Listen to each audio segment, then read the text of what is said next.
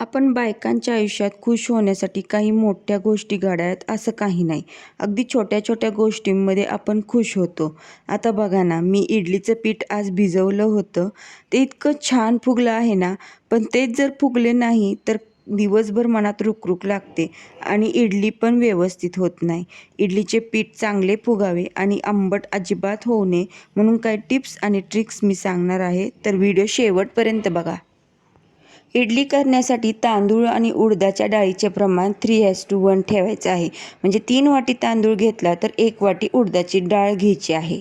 5 ते 6 तास भरपूर पाण्यामध्ये तांदूळ आणि डाळ भिजत ठेवायची आहे. भिजायला उन्हामध्ये ठेवायचं नाही तर घरातच आपल्या रूम टेम्परेचरमध्ये भिजत ठेवायचं आहे.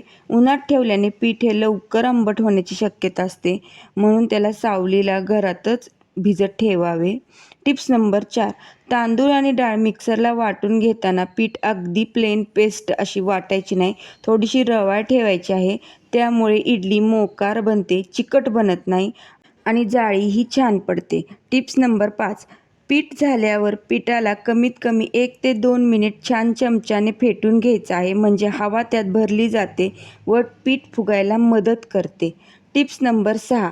पीठ तयार झाल्याबरोबर त्याला फक्त 7 ते 8 तास मोजूनच फर्मेंट व्हायला ठेवायचं आहे. जर उन्हाळा असेल तर त्याला खुल्या जागेत ठेवा आणि थंडी असेल तर त्यावर काहीतरी जाड कापड पांघरून ठेवा आणि कुठेतरी बंद जागेत ठेवा, जसे की किचनमधले डब्याचे कपाट.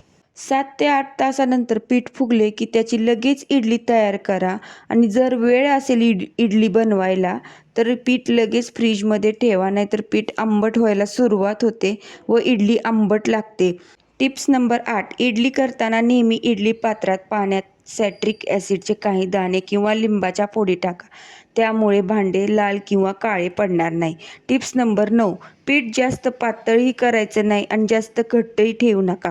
पातळ केले तर इडली चपटी होते आणि घट्ट ठेवले तर निब्बर होते, म्हणून पाण्याचे अगदी योग्य प्रमाण पाहिजे. आता टिप्स नंबर 10. इडली काढताना नेहमी इडली काढायचा चमचा पाण्यात बुडवून घ्यायचा, म्हणजे इडली अगदी सहज निघली जाते. तुम्ही बघू शकता की ते इडल्या मी किती पटापटा व्यवस्थित काढत आहे. मी ते सांगितलेल्या टिप्स आणि ट्रिक्स तुम्हाला आवडल्या का? आवडल्या असतील तर नक्की कमेंट्स करून सांगा आणि जर व्हिडिओ आवडला असेल तर लाईक करा, शेअर करा आणि आपल्या चॅनलला सबस्क्राईब करा.